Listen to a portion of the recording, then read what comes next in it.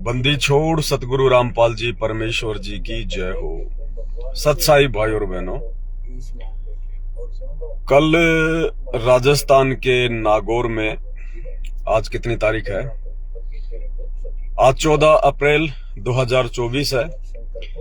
कल 13 अप्रैल 2024 को राजस्थान के नागौर में संत रामपाल जी भगवान के भक्तों के साथ में बहुत बड़ा धोखा हो गया।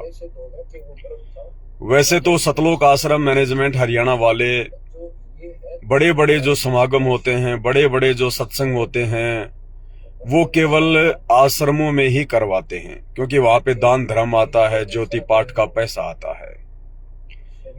अब की बार इन्होंने सत्संग का आयोजन राजस्थान के नागौर में करवाया और एक राजनीतिक रैली के लिए करवाया। हरियाणा से संत रामपाल जी महाराज जी का बड़ा लड़का वीरेंद्र, संत रामपाल जी का बड़ा लड़का वीरेंद्र हरियाणा से आया एक राजनेता की रैली को सपोर्ट करने के लिए, राजस्थान के नागौर में बीजेपी के नेता को सपोर्ट करने के लिए। धोखे से संत रामपाल जी के सभी भक्तों को इकट्ठा किया गया जो नागौर के थे और नागौर के आसपास के भगत थे। सभी संत रामपाल जी के भक्तों को इकट्ठा किया गया सत्संग के नाम पर, जबकि शनिवार को इनका कहीं कोई सत्संग नहीं होता है। केवल संडे को इनके छोटे छोटे सत्संग होते हैं, छोटे छोटे सत्संग संडे को। लेकिन इन्होंने शनिवार के दिन संत रामपाल जी के भक्तों को इकट्ठा किया सत्संग के नाम पर कि बड़ा सत्संग है। भक्तों ने जरा भी दिमाग नहीं लगाया कि बड़े बड़े सत्संग तो ये लोग आश्रमों में करते हैं। फिर आज शनिवार को ऐसी क्या इमरजेंसी आन पड़ी, अचानक से बड़े सत्संग का आयोजन कर दिया गया। भक्तों को ऐसा ज्ञान देने की क्या आवश्यकता पड़ गई अचानक से इन लोगों को? किसी ने कोई दिमाग नहीं लगाया। और संत रामपाल जी का जो बड़ा लड़का था वीरेंद्र, वो राजस्थान में जिस बीजेपी के नेता के सपोर्ट के लिए आया था, जिस बीजेपी के नेता के कहने पर वोट बैंक के लिए, बीजेपी को सपोर्ट करवाने के लिए, भक्तों से वोट डलवाने के लिए, क्योंकि लोकसभा चुनाव आ रहे हैं 24 तारीख को राजस्थान में, तो इन्होंने एक धोखाधड़ी की संत रामपाल जी के भक्तों के साथ में। सत्संग के नाम पर भक्तों की भीड़ इकट्ठा की और सारी व्यवस्था किसने की? सतलोक आश्रम ने व्यवस्था नहीं करी, सारी की सारी व्यवस्था उस बीजेपी के नेता ने की। 30 बसें लगाई भक्तों को लाने ले जाने के लिए, 30 बसें। भोजन भंडारे की व्यवस्था उस बीजेपी के नेता ने की, टेंट हाउस की व्यवस्था उस बीजेपी के नेता ने की, और सत्संग के नाम पर भीड़ इकट्ठा की गई। कुछ देर वहां पर सत्संग चला और जैसे संगत जाने लगी, संगत ने देखा भाई ये काहे का सत्संग है, यहाँ पे ये सत्संग तो हम अपने घर पे भी सुन ही रहे हैं, ऐसा स्पेशल क्या है यहाँ पे? ना किसी आश्रम में बुलाया गया, यहाँ पे किसी पंडाल में, किसी खेत में टेंट लगा दिया गया। तो जैसे उन्होंने देखा कि संगत जा रही है, संगत इंटरेस्ट नहीं ले रही है, तुरंत उन्होंने खड़ा होके स्टेज पर अनाउंसमेंट कर दिया उस बीजेपी के नेता को वोट देने के लिए। बेचारे भक्तों को सत्संग के नाम पर बुलाया और फिर बीजेपी के नेता को वोट डालने के लिए गुरुजी का आदेश बता दिया गया। वहां पर सारी संगत उठ उठ के चली गई, सब लोग उठ उठ के चले गए। भाई और बहनों, कब समझोगे? कौन से दिन समझोगे? ये सतलोक आश्रम मैनेजमेंट हरियाणा, संत रामपाल जी के बेटा बेटी, भाई बंधु, ये कोऑर्डिनेटर, ये सब के सब राजनीतिक लोग हैं। ये राजनीतिक लोग हैं, ये अपना उल्लू सीधा कर रहे हैं, तुम लोगों के कंधों पर ये बंदूक चला रहे हैं। ये काल प्रेरणा से तुम्हें ना घर का छोड़ेंगे ना घाट का छोड़ेंगे, तुम्हें धोबी का कुत्ता बना के छोड़ेंगे, क्योंकि आने वाला समय बहुत ज्यादा विनाशकारी है। 2028 से पहले पहले काल ने तांडव मचाना है और काल नहीं चाहता कि कोई भी संत रामपाल जी का भगत पूर्ण मर्यादा में रह सके, क्योंकि पूर्ण मर्यादा में रहेगा तो काल उसको छेड़ नहीं सकता, काल उसको जीत नहीं सकता। इसलिए वो चाहता है कि सबकी मर्यादा तोड़वा दूं, क्योंकि मर्यादा बिना भक्ति नहीं है, मर्यादा बिना परमात्मा रक्षा नहीं करेगा। और काल का यही सबसे बड़ा दाव है कि उस विनाशकारी समय से पहले पहले मैं इन सब की मर्यादा खंडित करवा दूं, इन सबको धोबी का कुत्ता बना के खड़ा कर दूं। और जब इनके बुरे दिन आएंगे तो ना तो बाबा रामपाल जी सामने आएगा, क्योंकि बाबा रामपाल जी की तो मर्यादा ही नहीं छोड़ी तुम लोगों ने, और ना ही ये बाबा रामपाल जी का कलयुगी परिवार, उनके बेटा बेटी भाई बंधु कोऑर्डिनेटर सामने आएंगे, क्योंकि ये सब के सब काल के एजेंट हैं, काल के दूत हैं। इनकी दुर्गति तो तुम्हारे से पहले हो जाएगी। तो कल एक सत्संग के नाम पे कई हजारों भक्तों को इकट्ठा किया गया अचानक, और हरियाणा से बाबा रामपाल जी का बड़ा लड़का वीरेंद्र आता है, और राजस्थान के नागौर से एक बीजेपी के नेता को वहां पे खड़ा कर दिया जाता है। बीजेपी के नेता को वोट डालने की बात कही जाती है, और सारी की सारी व्यवस्था भक्तों के चाय नाश्ते की, खाने पीने की, टेंट हाउस की, बसों की, वो बीजेपी का नेता करता है। यानी जगत का मैल, जगत की जो गंदगी है वो भक्तों को खिलाई जा रही है। अरे बीजेपी के नेता के पास में कहां से पैसा आएगा? किस चीज का पैसा है? क्या उसके पास ईमानदारी का पैसा है? क्या उसके पास अपनी मेहनत का पैसा है? उसके ऊपर तो 3 लोग का भार है। राजनेता तो सबसे बड़ा परमात्मा का ऋणी होता है, सबसे बड़ा। और तुम्हें उस बीजेपी के नेता के पैसों से कल नाश्ता करवाया गया, भंडारा करवाया गया, पानी पिलाया गया, उसी की व्यवस्था से तुम्हें बसों से लाया गया, छुड़वाया गया। ये काल तुम्हें ना घर का छोड़ेगा ना घाट का, धोबी का कुत्ता बना के छोड़ेगा 2028 तक, धोबी का कुत्ता। अगर बच सको तो बच लेना। ये आगे आगे इसी प्रकार से ड्रामा करेंगे। अब ये लोकसभा चुनाव आ रहे हैं, ये हर स्टेट में इसी प्रकार से तुम लोगों को सत्संग के बहाने बुलाएंगे और राजनेताओं के तलवे चटवाएंगे, क्योंकि ये खुद तो राजनेताओं के दल्ले हैं। ये खुद राजनेताओं के दल्ले हैं, सतलोक आश्रम मैनेजमेंट हरियाणा वाले। ये भगत नहीं है। इनका मकसद कोई ज्ञान प्रचार करना नहीं है, इनका मकसद कोई संत रामपाल जी का नाम रोशन करना नहीं है।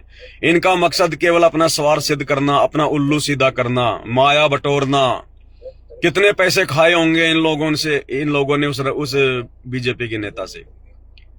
अरे फ्री में तो कोई नहीं करवाएगा ना। इतने भक्तों को फ्री में कौन बुलवाएगा, कौन इकट्ठा करेगा? कितने पैसे खाए होंगे इन लोगों ने उस बीजेपी के नेता से। और दूसरी तरफ तुम्हारी मर्यादा तोड़वा दी। तुम लकीर के फकीर बने हुए हो, तुम गांधारी की तरह आंखों पे काली पट्टी बांधे हुए हो। तुम्हें कुछ पता ही नहीं है, क्योंकि तुम साथ संगति से जुड़े हुए नहीं हो। और जब तक जीव साथ संगति से नहीं जुड़ा होगा उसकी बुद्धि ऑफ रहती है, वो सही गलत का फैसला कर ही नहीं सकता। ये काल इसी प्रकार से ठगेगा सत्संग के बहाने। कल को जब तुम त्रिकुटी पे जाओगे तो इसी प्रकार से ठगेगा तुम्हें ये, और फंस जाओगे तुम इसी प्रकार से। समझ जाओ, सुधर जाओ, साथ संगतियों से जुड़ जाओ। फेसबुक पर जाओ, पवन दास इज लाइव लिखो, पवन दास इज लाइव, साथ संगति की वीडियो देखो अगर काल के कहर से बचना चाहते हो तो। वरना बहुत भयंकर दुर्गति होगी संत रामपाल जी के भक्तों की, बहुत भयंकर दुर्गति होगी। और वर्तमान में कौन सा सुख शांति से जी रहे हैं? वर्तमान में भी उनकी धोबी के कुत्ते वाली हालत है। आए दिन काल अकाल मौत मार रहा है, आए दिन संत रामपाल जी के भगत अकाल मौत मर रहे हैं। क्यों? क्योंकि मर्यादा किसी की छोड़ी नहीं सतलोक आश्रम मैनेजमेंट ने, इन कोऑर्डिनेटरों ने। तो भाई जब गुरु जी का बड़ा लड़का भी तुम लोगों के साथ में धोखा कर रहा है, सत्संग के बहाने राजनेताओं को भीड़ इकट्ठा करके दिखा रहा है ताकि हमारे आश्रम चल सके, बीजेपी की सरकार की सपोर्ट हमें मिल सके, हमारे राजस्थान के आश्रम सोजत पाली वाले आश्रम को कोई दिक्कत ना आए बिल्कुल भी। इनको भगवान पे भरोसा नहीं है, इनको भगवान पे विश्वास नहीं है। इनके आश्रम बीजेपी के रहमो करम पर चल रहे हैं, बीजेपी के तलवे चाटने पर चल रहे हैं, राजनेताओं के तलवे चाटने पर इनके आश्रम चल रहे हैं। इनको अपना धंधा करना है, इनको अपने आश्रम चलाने हैं, और काल ने संगत की मर्यादा तोड़वा के धोबी का कुत्ता बनाना है। भाई अगर कोई, सारे भगत तो नहीं समझ पाएंगे क्योंकि सबके संस्कार मजबूत नहीं होते हैं। भाई अगर कोई शाना भगत हो, कोई अगर समझदार भगत हो तो कल की घटना को देख के समझ जाना, इन लोगों का साथ छोड़ दो, घर बैठ के भक्ति करो जब तक आपका भगवान जेल से बाहर नहीं आता है। नहीं तो ऐसा मारेगा ये काल, तुम्हें पटक पटक के मारेगा, धोबी की तरह मारेगा, जैसे धोबी धोता ना कपड़े, ऐसे पटक पटक के मारेगा तुम्हें, फाड़ फाड़ के मारेगा ये। तुम किसी भी लोगों की मर्यादा शेष नहीं बची है। सतलोक आश्रमों से जुड़े हुए किसी भी भगत की मर्यादा शेष नहीं है। ठीक है, अभी तुम्हारे साथ कुछ ऐसा नहीं हो रहा क्योंकि तुम्हारी बैटरी चार्ज है। कितने दिन चार्ज रहेगी? भगवान की मर्यादा तोड़ के उल्टे कुकर्म करोगे, जगत में परमात्मा की बदनामी करोगे तो तुम्हारी बैटरी भी बहुत तेजी से डिस्चार्ज हो जाएगी। अरे संत रामपाल जी का नाम लेके बीजेपी को सपोर्ट करोगे तो कांग्रेस वाले क्या तुम्हारे ऊपर फूल बरसाएंगे? संत रामपाल जी को गालियां निकालेंगे, भरा बुला कहेंगे कि काय का बाबा ये भी बाकी बाबाओं की तरह राजनीतिक व्यक्ति है, अच्छा हुआ जेल में पड़ा है, बीजेपी को सपोर्ट करता है, एक पार्टी को सपोर्ट करता है। जबकि उन नादानों को इस बात का नहीं पता कि बाबा रामपाल जी का तो राजनीति से 36 का आंकड़ा है। बाबा रामपाल जी तो राजनेताओं के विषय में कहते हैं कि ये तो गधे बनेंगे तब मेरी शरण में आएंगे। मेरे भक्तों का और राजनीति से, राजनेताओं से कोई संबंध नहीं है। ये तो काल प्रेरणा से उनका कलयुगी परिवार, ये कोऑर्डिनेटर, उनके बेटा बेटी भाई बंधु अपने स्वार्थों में लिप्त होकर इन राजनेताओं के तलवे चाट रहे हैं, संगत से भी तलवे चटवा रहे हैं। तो भाई और बहनों समझो, आंखें खोलो, बहुत थोड़ा समय बचा हुआ है। देखो क्या कह रहे मालिक, कोई गिरना चाहता है तो बच्चों, तत्व भेद कोई ना कह झूम करा, जो पैसे ऊपर नाच सुनो रही झूम करा। पैसे ऊपर कोटो मध्य कोई नहीं रे झूम करा, अरब में कोई गर्क सुनो रे झूम करा। किस तत्व ज्ञान को बताने वाला? ये तुम्हें सच्चाई बताने वाला कोई नहीं मिलेगा संगत में। ये तो परमात्मा ने दया कर रखी है इस पवन दास पर, 2 कौड़ी के कुत्ते पर, जो तुम भगत भाई बहनों को समझा रहा है, तुम्हें बता रहा है। अन्यथा कोई भी नहीं है तुम्हें समझाने वाला, कोई भी नहीं है तुम्हें बचाने वाला, कोई भी तुम्हें ये जानकारी देने वाला नहीं है। कोई भी हिम्मत नहीं करता इन गुंडों के सामने बोलने की। डरते हैं इन कोऑर्डिनेटरों से, संत रामपाल जी के बेटा बेटियों से, भाई बंधुओं से, क्योंकि ये राक्षस हैं, ये कलयुगी राक्षस है, ये गुंडे हैं, ये जल्लाद हैं। इसलिए संगत वाले डरते हैं बेचारे इनसे। इस पवन दास को परमात्मा ने इंजेक्शन लगा रखा है निर्भय का। पवन दास को डर नहीं लगता इन गुंडों का, इन राक्षसों का। इनके मुंह पे बोलता हूं, इनकी छाती पे जाके बोलता हूं, सरेआम बोलता हूं, ये गुंडे हैं, गुंडे, राक्षस हैं, राक्षस। इनका काम है संगत को काल के मुंह में धकेलना, इनका काम है पैसों के लिए कुछ भी कर देना। समझ जाओ भाई और बहनों, समझ जाओ, वरना दुर्गति होगी, दुर्गति। भगवान की मर्यादा तोड़ के, भगवान का नियम तोड़ के आज तक ना कोई धरती पर सुखी हुआ है, ना कोई हो सकता। अरे अगर ये गंदी राजनीति भी संत रामपाल जी ने करवानी होती तो आज संत रामपाल जी जेल में नहीं होते। अगर ये गंदी राजनीति संत रामपाल जी ने करवानी होती तो संत रामपाल जी जेल में नहीं होते। अरे वो भगवान सतलोक से चलकर इस गंदे लोक में राजनीति करवाने नहीं आता। ये तो बहुत घटिया कर्म है। इससे तो परमात्मा भक्तों को बचाता है। कितनी बार सत्संगों में कहा भगवान ने कि परमात्मा को राजनीति बिल्कुल भी पसंद नहीं है। जगतकार भगत का तो 36 का आंकड़ा है। भाई और बहनों, बहुत बड़ी दुर्गति होगी, बहुत बड़ी दुर्गति, संभलने में नहीं आएगी। तुम तो मरोगे सो मरोगे, जो आंखों पर काली पट्टी बांध के चल रहे हैं संगत वाले। अरे पीछे से तुम्हारे बाल बच्चे भी मरेंगे, उन पे भी आपत्ति आएंगी। जब तुम्हारे ऊपर आपत्ति आएगी तो तुम्हारे बाल बच्चे, तुम्हारा परिवार कहां से सुखी रहेगा। समझ जाओ, परमात्मा के ज्ञान को आधार बनाओ, सत्संगों को समझो, परमात्मा के दिल की व्यथा को समझो, परमात्मा के दर्द को समझो। वो किस लिए जेल में बैठा है, क्यों सतलोक से चल के आया है। ये बीजेपी कांग्रेस करवाने के लिए आया है? अरे आज तक तुम्हारे बाप ने तुम्हें कभी सत्संगों के बहाने, कभी राजनेताओं के तलवे चटवाए हैं? कभी किसी आश्रम में, किसी सत्संग में तुम्हारे बाप ने तुम्हें कभी कहा कि बच्चों बीजेपी को वोट डालना, कांग्रेस को वोट डालना है? अरे फिर तुम किस रास्ते पे जा रहे हो? अरे वो समर्थ का वचन तोड़कर तुम कभी भी जिंदगी में सुखी नहीं रह सकते, कभी भी जिंदगी में सुखी नहीं रह सकते। ये तो संत रामपाल जी की मेहर है, उनकी दया है, जो अभी तक तुम लोग सुरक्षित हो थोड़े बहुत, लेकिन कब तक रहोगे? अरे वो परमात्मा चाहता है, वो अंतर्यामी है, उसको पता है कि आज मैं अगर इनके मुंह पे सच्चाई कह दूं तो ये कच्चे हैं, कच्चे, ये सहन नहीं कर पाएंगे सच्चाई। काल के एजेंट कभी सच्चाई सहन नहीं कर पाते। अगर मैंने इनको जरा भी सच्चाई बता दी, मैनेजमेंट वालों को, अपने बेटा बेटियों को, अगर जरा से भी परमात्मा ने अगर सच कह दिया उनके मुंह पे, तो ये नाराज हो जाएंगे, ये बिगड़ जाएंगे, इनसे सच्चाई बर्दाश्त नहीं होगी।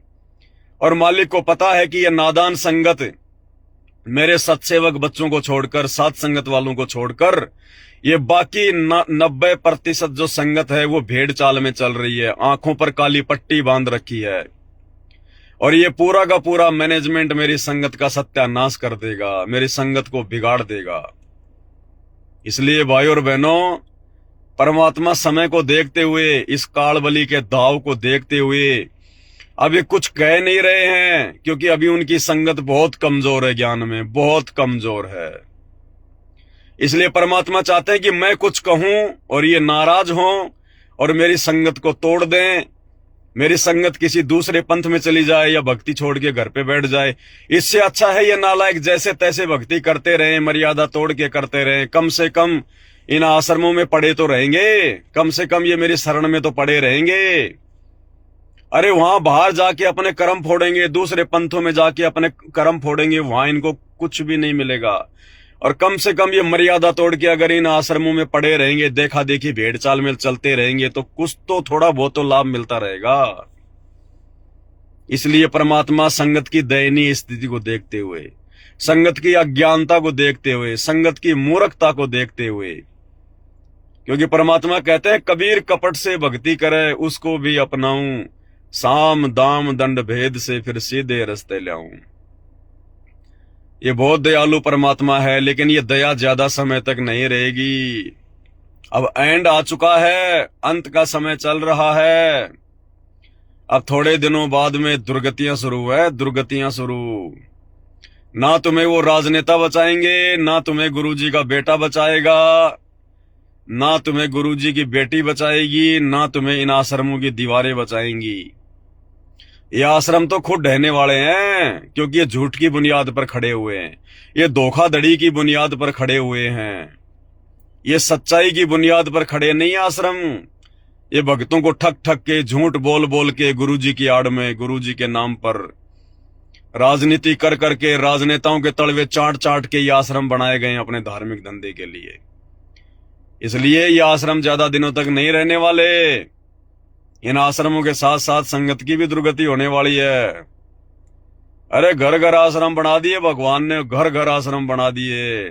तुम्हें घर पर बैठकर भक्ति नहीं कर सकते तुम? तुम्हें शर्म आती है, तुम्हें दर्द होता है। तुम्हारे को तो बकवादों में भक्ति करनी आती है, जहां बकवाद हो, जहां राजनीति हो, जहां उल्टे सीधे कुक्रम हो, वहां बैठ के तो तुम सत्संग सुनते हो, वहां बैठ के तो तुम भक्ति करते हो। अरे भगवान ने तुम्हारे घर को आश्रम बना दिया, कौन सी कमी है तुम्हारे घर में? अरे उन आश्रमों में धक्के वो खाएगा जिसका घर अभी तक आश्रम नहीं बना, जिनका घर अभी तक आश्रम नहीं बना, और जिसके घर पर परमात्मा नहीं है वो धक्के खाते हैं, वो ढूंढते फिरते हैं भगवान को। जिन्हें अभी तक भगवान नहीं मिला, जिन्हें भगवान का आशीर्वाद नहीं मिला, और जिन्हें परमात्मा मिल गया, आशीर्वाद मिल गया और भगवान उनके घर पर आकर विराजमान हो गया, वो धक्के नहीं खाते। वो तो फिर परमात्मा की वाणी पर चलते हैं कि मोकू कहां ढूंढे रे बंदे, मैं तो तेरे पास में। वो राजनेताओं की रैलियों में धक्के नहीं खाते, वो किसी के बहकावे में आके राजनेताओं के चमचे नहीं बनते, वो धोखाधड़ी का शिकार नहीं होते, वो ज्ञान आधार से घर बैठ के भक्ति करते हैं, अपना काम धंधा करते हैं।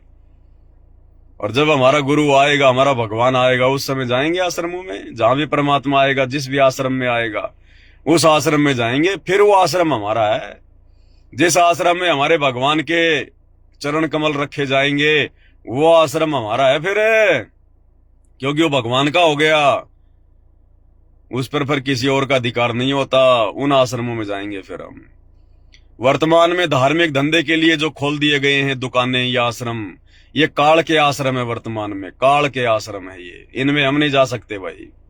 इनमें जाने का मतलब है अपने गुरुजी को नाराज करना, अपनी मर्यादा तुड़वा कर घर वापस आना, अपनी दुर्गति को साथ में लेके आना। भाई और बहनों समझो, बहुत बड़ा धोखा कर रहा काल तुम भक्तों के साथ में, बहुत बड़ा धोखा कर रहा है। सत्संग के बहाने तुम्हारे को राजनेताओं को सपोर्ट करवाया जाता है, राजनेताओं को बुलाया जाता है। अरे क्या खा रहे हो, तुम्हें खाना क्या चाहिए था? तुम परमात्मा के हंस हो, तुम्हें मोती खानी चाहिए, और तुम राजनेताओं का नाश्ता कर रहे हो, तुम राजनेताओं का भंडारा खा रहे हो। अरे राजनेताओं की बसों में आ रहे हो, जा रहे हो, तुम क्या बीतेगी तुम्हारे साथ में? तुम तो उस राजनेता के पाप कर्म खा रहे हो। तो भाई कल जो धोखा हुआ है संत रामपाल जी के भक्तों के साथ में राजस्थान के नागौर में, सत्संग के बहाने भक्तों को बीजेपी नेता की रैली में बुला दिया गया। गुरुजी का बड़ा लड़का वीरेंद्र उस राजनेता के सपोर्ट में आया, और तुम लोगों को सत्संग के बहाने उस राजनेता के सामने एक भीड़ के रूप में पेश कर दिया गया कि साहब ये देखो आपका वोट बैंक, ये देखिए साहब ये आपके दल्ले, ये आपके चमचे, ये हजारों की संख्या में ये आ गए, बाबा रामपाल जी के भगत आपके चमचे आ गए। देखो ये आपके पोलिंग एजेंट बनेंगे, ये आपको वोट डालेंगे, ये आपको जिताएंगे, और जीतने के बाद में आप जितने कुकर्म करोगे वो पाप भी इनके सर पे रखे जाएंगे। मरोगे अकाल मौत, मरोगे अकाल मौत। बाबा रामपाल के भरोसे मत रहना। अरे बाबा रामपाल के भरोसे मत रहना कि भाई गुरुजी बचा लेंगे, गुरुजी बचा लेंगे। मर्यादा तोड़ने वाले को तो कोई नहीं बचाता। बाबा रामपाल ने ठेका नहीं ले रखा कि तुम मर्यादा तोड़ते रहोगे और वो तुम्हें बचाता रहेगा। भाई और बहनों, दास की तो प्रार्थना है, विनती है, बाकी जिसने अपनी ऐसी तैसी करवानी है वो तो करवा के रहेगा। अरे जो भगवान की नहीं मान रहा, जो भगवान के सत्संगों की नहीं मान रहा, वो हम जैसे दो कोटि के जीवों की क्या मानेगा भाई? लेकिन मानने वाले मान गए, अपनी दुर्गति करवाने से बच गए, घर बैठ के भक्ति कर रहे अपनी। और भाई जिनके सिर पे भूत सवार है वो तो भाई अपनी दुर्गति करवा के मानेंगे। तो भाई आपकी अपनी मर्जी है, बाकी हमारा काम तो आपको बताना है, आपको जगाना है। बाकी तो समय आने पर जब दुर्गतियां होंगी तब ये बातें याद आएंगी। लेकिन उस समय क्या होगा? कुछ नहीं होगा। उस समय कोई बचाव नहीं होगा तुम्हारा, कोई सहायता नहीं होगी। मर्यादा तोड़ के भक्ति करने वालों को ना भगवान बचाता है ना कोई और बचाता है। बाकी आपकी मर्जी भाई, दास का तो काम था संदेशा देना। बंदी छोड़। सतगुरु रामपाल जी भगवान की जय हो।